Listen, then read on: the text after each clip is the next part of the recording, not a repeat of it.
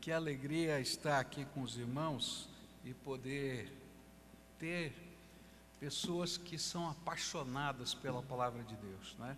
Estava ouvindo aqui 180 milhões de porções da palavra, Novos Testamentos distribuídos só no Brasil, e a informação que eu tive, 2 bilhões de textos no mundo todo. Louvado seja Deus, não é? O Senhor é digno de toda a honra, toda a glória e todo louvor. Queria convidá-lo a ficar em pé mais uma vez para que leiamos a palavra do Senhor. Nós lemos só o verso 5 de Lucas 5, mas eu gostaria de ler esse trecho todo, tão conhecido, mas para que ficasse em nossa mente aquilo que a palavra de Deus já nos ensinou. Certo dia Jesus estava perto do lago de Genezaré e uma multidão o comprimia de todos os lados para ouvir a palavra de Deus. E viu à beira do lago 2 barcos deixados ali pelos pescadores que estavam lavando as suas redes. E entrou num dos barcos, o que pertencia a Simão, e pediu-lhe que o afastasse um pouco da praia. E então sentou-se e do barco ensinava o povo. E tendo acabado de falar, disse a Simão: vá para onde as águas são mais fundas, e a todos lancem as redes para a pesca.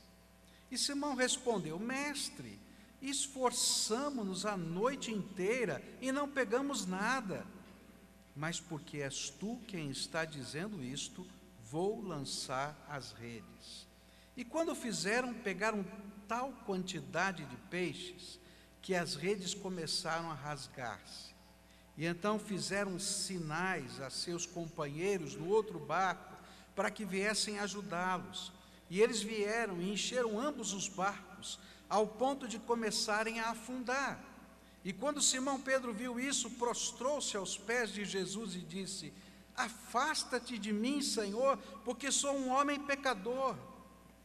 Pois ele e todos os seus companheiros estavam perplexos com a pesca que haviam feito.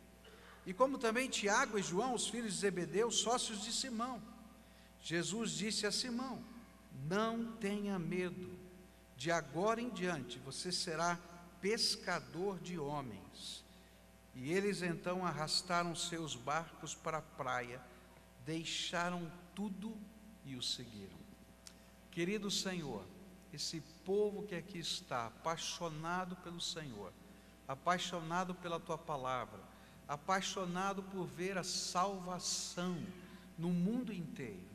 Ó Pai, que nesta hora, quando eles se reúnem nesta convenção, começando hoje à noite, o Senhor esteja revelando a Tua presença entre eles.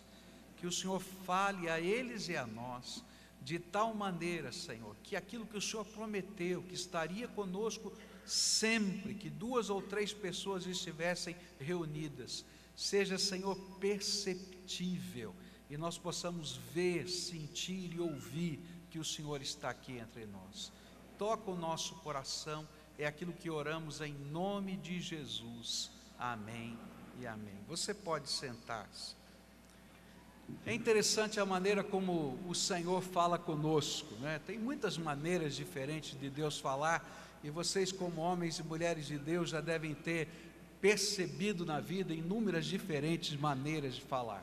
Uma delas é quando a gente está lendo a Bíblia e de repente uma frase, uma palavra do texto, um texto que a gente já leu, já releu, ele vem e brilha diante dos nossos olhos, parece que é coisa nova. E à medida que eu vinha lendo esse texto, eu tenho que confessar para vocês que chamou a minha atenção a expressão: vá para as águas profundas. E eu queria meditar nessa noite com você, o que é que Deus falou ao meu coração quando eu estava meditando nesse texto, por causa dessa expressão: vá para as águas profundas. Por que Jesus mandou Pedro às águas mais profundas? É muito simples. É impossível pescar um cardume à beira da margem. Eu sou um péssimo pescador, mas tem bons pescadores na igreja, né? E um dia um bom pescador disse: não, o senhor vai comigo pescar, Bom, eu não sei nem colocar isca no anzol, você já imagina que bom pescador eu sou. Mas pela misericórdia de Deus, depois de um dia inteiro sem pegar nada, no finalzinho da tarde a gente começou a pegar muito peixe, mas muito peixe. E lá no barquinho até que começou a escurecer e a gente foi embora. E o pescador já experiente disse: pastor, o senhor quer o peixe? Porque eu não vou querer levar não. Eu acho que ele pensou, tenho que limpar muito peixe, né? E eu disse, não, eu vou levar. Eu nunca limpei tanto peixe na minha vida. Foi complicado. Mas é interessante porque nessa experiência a gente aprende algumas coisas. Tinha um senhor que estava conosco, que estava orientando a gente, dizendo, olha, nesse lugar aqui tem peixe. E a gente ficou um tempo, ó, naquele lugar é um criador. E normalmente o pescador sabe onde tem peixe. É interessante como Jesus vai trabalhar com Pedro nesse contexto, porque Pedro imaginava que sabia onde tinha peixe. Ele tinha passado a noite inteira pescando e não pegou nada. E Deus, agora na sua graça, revela através de Jesus alguma coisa tão profunda. Primeira coisa é que Jesus nos encontra onde nós estamos. E ele foi encontrar Pedro lavando as redes lá na margem, foi pedir emprestado o barquinho, ele vai lá, ele entra no nosso barquinho, ele se convida para entrar no nosso barquinho, mas há um momento na vida da gente em que ele pede que nós nos afastemos um pouquinho mais, e aí a intenção era que a multidão pudesse não apertá-lo, mas Jesus estava lá no barquinho dizendo, olha, vai um pouquinho mais, mas chegou o momento em que nós somos desafiados, da mesma maneira como Pedro foi, pelo Espírito Santo, a nos aventurarmos com Ele e sob o comando dEle, as águas profundas. O que Jesus tinha para Pedro era mais do que peixes. Ele ia convidá-lo a ser um de seus discípulos. Ele ia convidá-lo a ser um pescador de homens. Mas ele teria que aprender algumas coisas, porque esse convite envolveria ele ter que viver não mais dos peixes, mas depender exclusivamente de Jesus, o Senhor, dono de todos os peixes. E ele não conseguiria fazer isso se ele não pudesse aprender a navegar as águas profundas da fé e se ele não vivesse a experiência da pesca maravilhosa.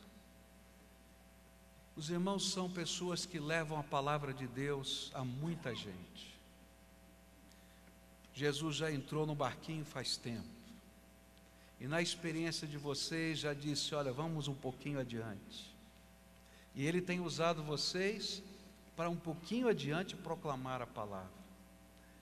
Mas para mim, para você, assim como foi para Pedro, Ele vai dizer, olha, vai mais profundo nas suas experiências de fé, porque ali, naquele contexto, eu vou lhe dar graça, autoridade e poder para você ser um pescador de homens. Não há maneira de a gente fazer a obra de Deus se não for no poder do Espírito Santo. E não há maneira de a gente poder entender a grandeza de Deus se a gente não olhar a obra de Deus na perspectiva dos olhos da fé. Primeira vez que eu vim a Curitiba, eu devia ter uns 16 anos de idade.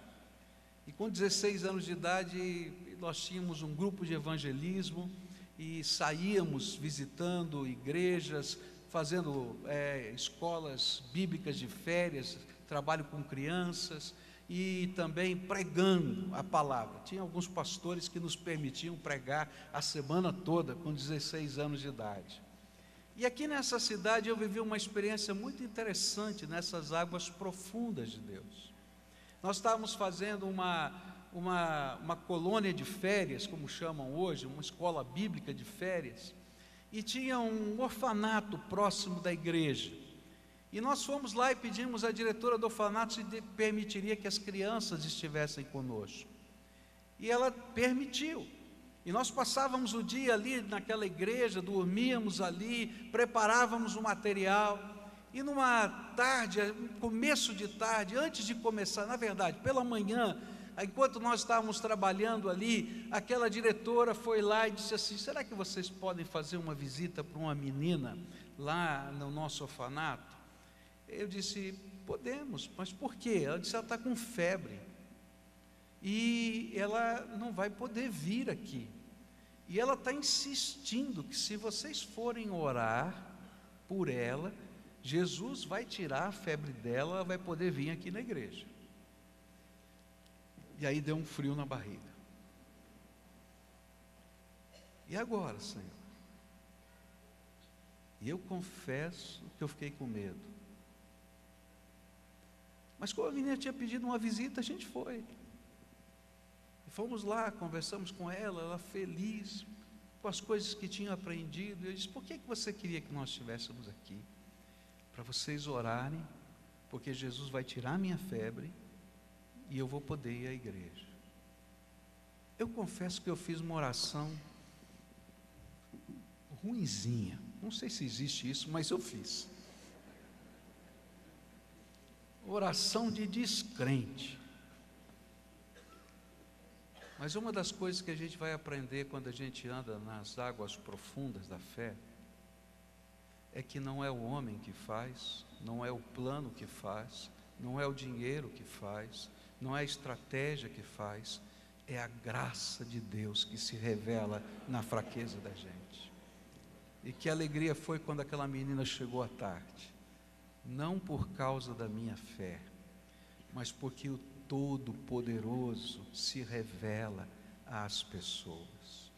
Essa noite eu vim desafiar você a lançar as redes, não como um projeto estratégico, não como um plano de marketing, não como você faz os seus negócios, porque o reino de Deus não é um negócio nessa terra, mas como quem crê no Todo-Poderoso e que sabe que Ele é poderoso para fazer muito mais abundantemente além daquilo que pedimos ou pensamos, segundo o poder dEle que em nós opera.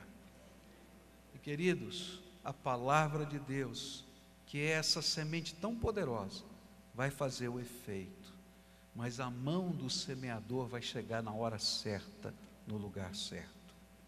A segunda coisa que eu vou aprender aqui nesse texto é que o extraordinário de Deus ocorre quando nós superamos o que nos impede de obedecer. Jesus disse a Pedro: vá para onde as águas são mais fundas, e a todos lancem as redes para a pesca.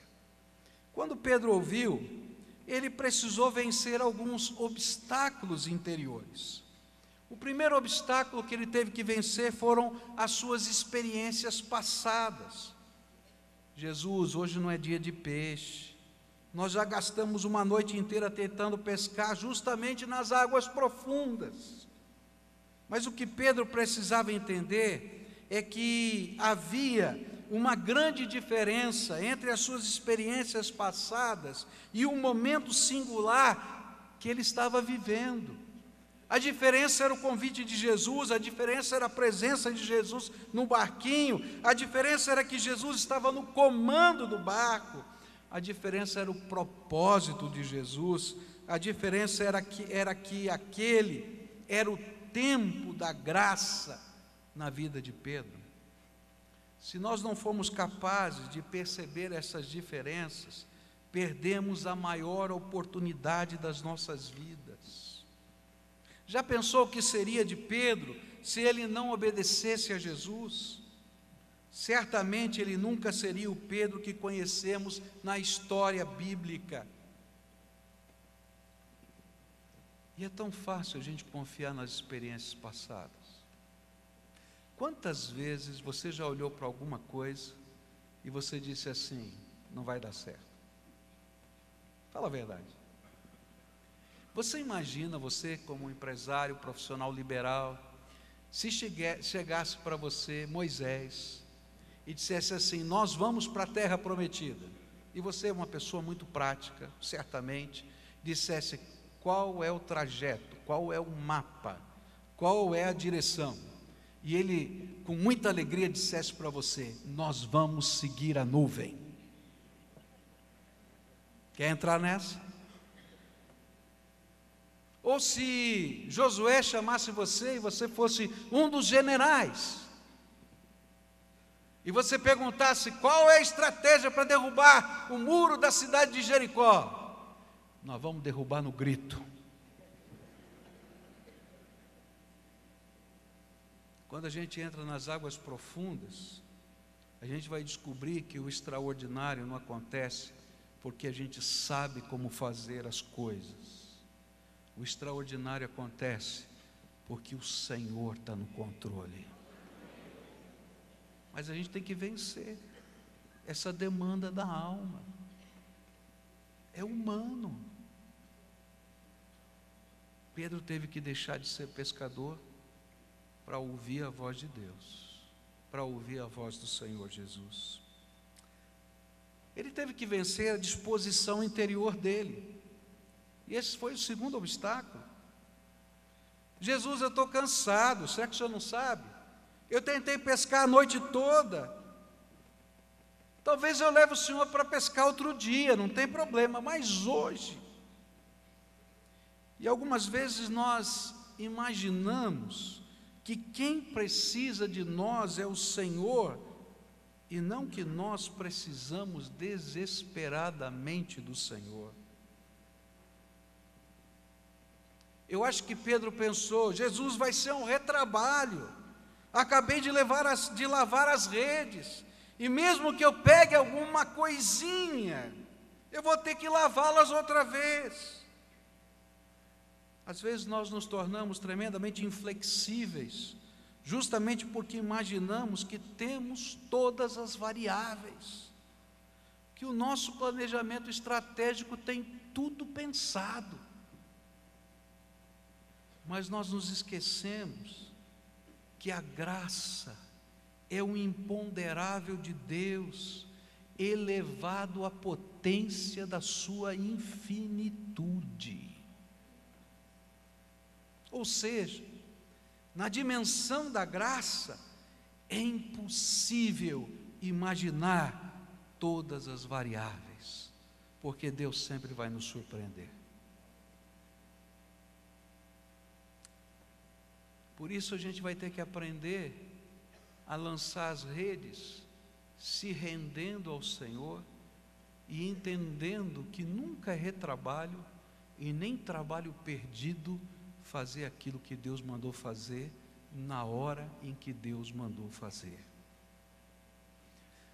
Eu li um livro há muitos anos atrás que falava sobre o ministério pessoal, e uma senhora compartilhou naquele livro, a autora, que num dado momento da sua vida ela estava orando muito para que Deus lhe mostrasse qual era o seu ministério e como ela podia servir ao Senhor. E num encontro de oração, o Espírito Santo falou muito forte ao coração dela: você quer aprender? Então esteja disponível quando eu te chamar. Quando eu falar para você, você esteja disponível e eu vou te usar. E ela entendeu isso como uma coisa muito séria na sua alma. Um belo dia ela estava dormindo, era por volta de 2:30 da manhã, ela se despertou na cama e um sentimento muito forte na alma dizia: vá ao pronto-socorro próximo da sua casa. E ela pensou: não, isso é coisa de doido, vou fazer o quê? 2:30 da manhã no pronto-socorro? Eu não sei o que está acontecendo, não sei o que está vendo. Vá ao pronto-socorro. E o marido estava deitado do lado dela. Como é que eu vou explicar para o meu marido que eu vou ao pronto-socorro? Então ela toma coragem, acorda o marido e diz: olha, eu estou sentindo no meu coração que eu preciso ir ao pronto-socorro. Ele falou: mulher, vira de lado e dorme, para com isso. Mas aquilo ficou incomodando, e ela decidiu se levantar, se trocar, pegou o carro e foi até o pronto-socorro, e disse: e agora, Senhor? E não ouviu nada. Então ela sentou no banco de espera. E aí começaram a conversar, ela e um senhor que estava do lado dela. O Senhor estava preocupado com o seu filho, as coisas estavam lá acontecendo, ele estava angustiado, e Deus a colocou ali para consolar, para levar a palavra de Deus. E depois de uns 40 minutos, falando ali, aquele homem diz assim: puxa vida, eu só falei de mim, e não perguntei nada sobre quem está lá dentro que é seu, quem está lá dentro que a senhora está esperando aqui fora. Ela disse: não, eu não tenho ninguém aqui. Então o que a senhora está fazendo aqui 3 horas da manhã? O Senhor me mandou vir aqui, só por sua causa. E aquele homem começou a chorar. E naquela hora aquele homem foi não somente consolado, mas salvo. Graça é o imponderável de Deus, elevado à potência da sua infinitude. Você não vai conseguir explicar o que Deus está fazendo. Outra coisa que Pedro teve que vencer foram as questões de decisões que são muito solitárias. É interessante perceber que a decisão de ir às águas profundas não foi compartilhada. Jesus disse só para Pedro: Pedro, nós vamos para as águas profundas. E Lucas registra isso bem claro, e diz a todos: lançai as redes. E a decisão de ir aonde o Senhor estava mandando era de Pedro. Você lembra daquela mulher? Certamente, se ela não fosse aquele pronto-socorro, Deus iria levantar alguém para cumprir o seu propósito, porque ninguém pode frustrar o propósito de Deus. Mas aquela mulher ia perder a bênção. E toda vez que a gente começa a discutir com Deus na solidão das nossas decisões, a gente perde a bênção daquilo que o Senhor está fazendo e quer fazer nas nossas vidas. É interessante como a graça de Deus opera na vida da gente, como ela trabalha de modos tão inusitados no nosso coração. Por isso eu queria continuar aqui com você, só que eu vou ter que abrir o meu programa, que ele sumiu aqui da minha tela. Eu não sei o que eu fiz de errado. De vez em quando a tecnologia ajuda e de vez em quando ela atrapalha. Pronto.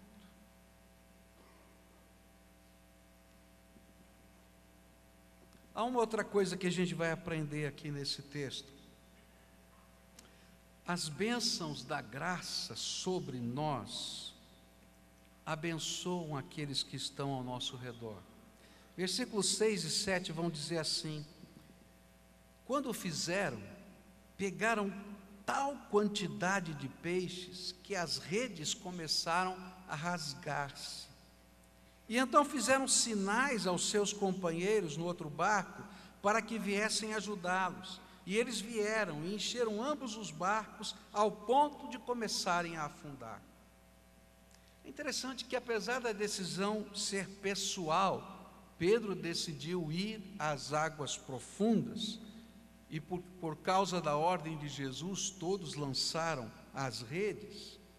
A bênção de Deus é tão grande, é tão grande, é tão grande, que não fica só com a gente, ela se espalha através da vida da gente. E a história fala que não foi um barco que ficou cheio de peixes, mas foram 2. E até aqueles sócios que estavam à margem, que não se aventuraram às águas profundas, eles agora estavam nas águas profundas por causa do tamanho da bênção. E queridos, assim é a nossa caminhada com Deus. A bênção espirra sobre todos os que estão ao nosso redor e se transforma em testemunho para que muitos se aventurem na jornada da fé. A gente ouviu agora há pouco um testemunho maravilhoso de alguém que nunca tinha ouvido um sermão, leu a palavra de Deus, o Senhor o salvou, se transformou membro de uma igreja e hoje é um pastor de uma grande igreja. quantas pessoas foram abençoadas pela bênção que um dia derramou-se sobre a vida dele.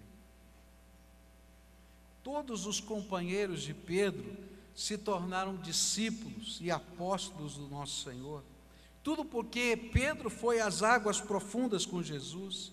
Tudo porque a bênção os alcançou a ponto deles mesmos tomarem as suas próprias decisões pessoais de fé. E assim o que era só de Pedro pôde ser vivenciado pelos seus companheiros. A grande lição é que as bênçãos que estão espirrando têm como propósito levá-lo também às águas profundas. O que eu quero dizer com isso? Os irmãos têm ido às águas profundas e levado a palavra de Deus. Mas agora à noite tem um outro auditório aqui pertinho, com seus filhos. A bênção que estava sobre você já espirrou sobre eles, louvado seja Deus. E não vai parar aí, viu, querido? Enquanto Jesus não voltar, Deus vai derramar essa bênção sobre a descendência daqueles que vão às águas profundas e cumprem o propósito de Deus. Alguns talvez estejam orando pela conversão dos seus filhos, talvez eles não estejam aqui. Eu quero dizer que o Senhor vai espirrar bênção lá também. Sabe por quê? Porque essa é a maneira de Deus trabalhar. Ele trabalha derramando graça, e enquanto nós cuidamos daquilo que Ele colocou nas nossas mãos, Ele cuida do que é precioso para nós. Meus pais se separaram quando eu tinha 16 anos de idade, eu sou o filho mais velho, e aí senti a responsabilidade de cuidar da minha mãe, e aí comecei a trabalhar, já trabalhava desde os 14, mas aí colocando recursos em casa, administrando a casa. Minha mãe tem até hoje uma doença psiquiátrica e precisa de ajuda em todos os sentidos. E me lembro que eu passei uma luta muito grande na hora do casamento, não é? Eu casei cedo, com 21 anos, mas comecei a namorar minha esposa com 14, não é? E namorei então 7 anos e meio. E aí a minha esposa, né, um dia perguntou: escuta aqui, você vai casar comigo ou não vai?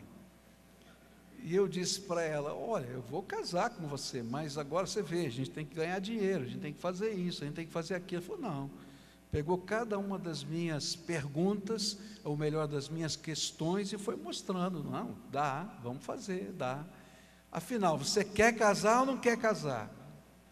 Mas o grande problema era o medo que eu tinha de quem ia cuidar da minha mãe, e de como ela ia ser sustentada, de que jeito seriam as coisas, porque afinal de contas eu não ganhava tanto dinheiro assim para manter a minha casa e ajudar na casa da minha mãe. E um dia eu estava orando, e Deus me falou uma das coisas mais preciosas que eu guardo no coração até hoje. Ele me disse naquele dia de oração: entrega as joias mais preciosas que você tem, para eu guardar no meu cofre. Eu não vou tirá-las de você, eu vou guardá-las para você, e eu vou cuidar delas para você, para que elas estejam sempre à sua disposição. E isso me deu coragem de casar. Casei, passaram-se alguns meses, e eu fui conversar com minha mãe e minha irmã sobre finanças. E aí a minha mãe e minha irmã começaram a mostrar as finanças. E de repente eu descubro que ela conseguiu fazer uma poupança. E eu disse assim: eu nunca consegui fazer poupança nenhuma. E eu fiquei até com raiva. E aí o Senhor falou para mim assim: as joias estão no meu cofre. Queridos, quando a gente vai às águas profundas, quando a gente lança as redes, a graça e a bênção se espalha. E aquelas joias profundas, joias preciosas, enquanto nós estamos nas águas profundas, estão nos cofres de Deus, e Ele está cuidando por nós. Tenha paz, o Senhor está no controle. E quero terminar lembrando que o que vai acontecer com Pedro é algo tremendo. Ele chega na beira do lago de Genezaré, 2 barcos cheios de peixes, as redes rasgaram de tantos peixes. E ele tem certeza de que aquilo não foi outra coisa senão um milagre. E diz a Bíblia que ele estava perplexo, ele estava com medo.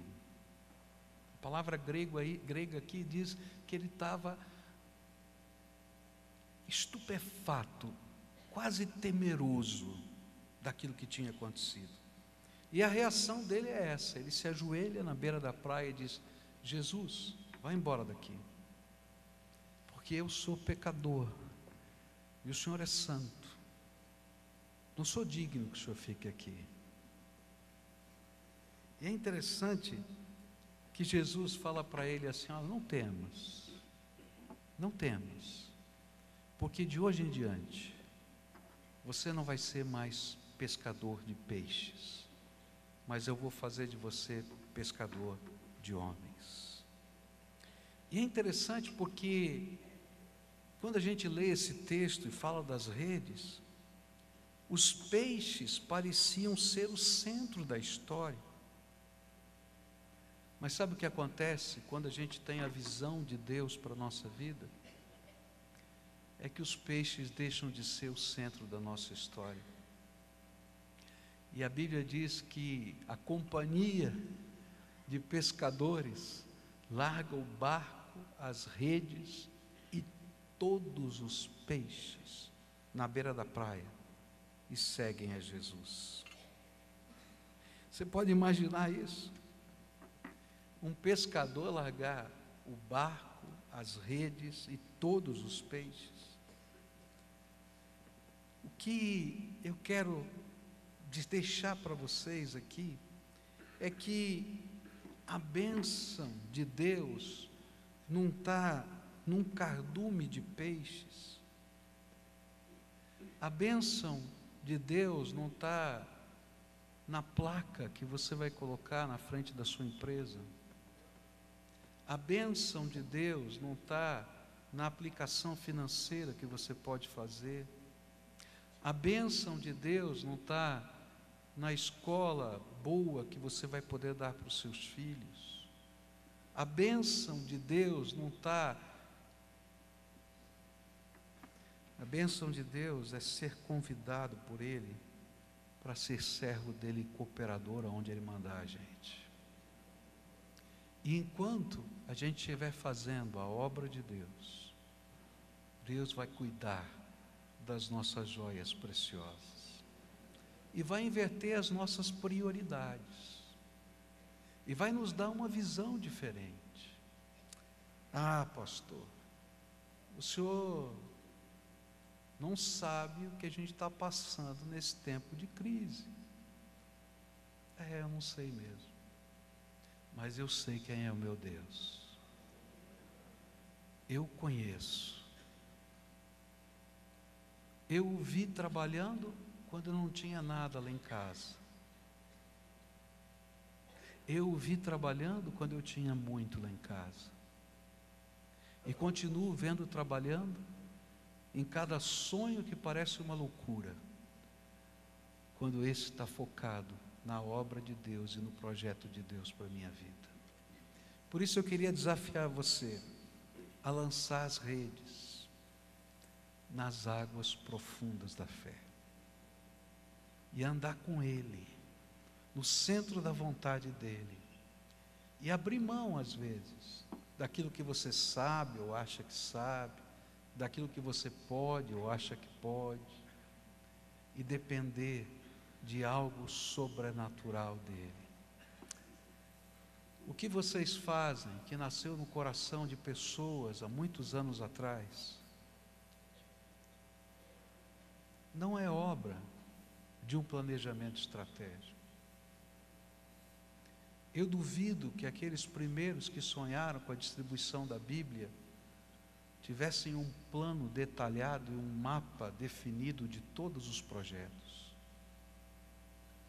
Eu creio que eles foram visionários como profetas, que enxergaram além, não os detalhes, mas o chamado de Deus. E se hoje vocês conseguiram distribuir 180 milhões de Bíblias ou de Novos Testamentos no Brasil, é porque a graça, que é o imponderável de Deus, elevado à potência da sua infinitude, se revelou aqui. Se vocês conseguiram distribuir 2 bilhões de textos bíblicos no mundo, é porque a graça, que é o imponderável de Deus, elevado à potência da sua infinitude, aconteceu no meio de vocês.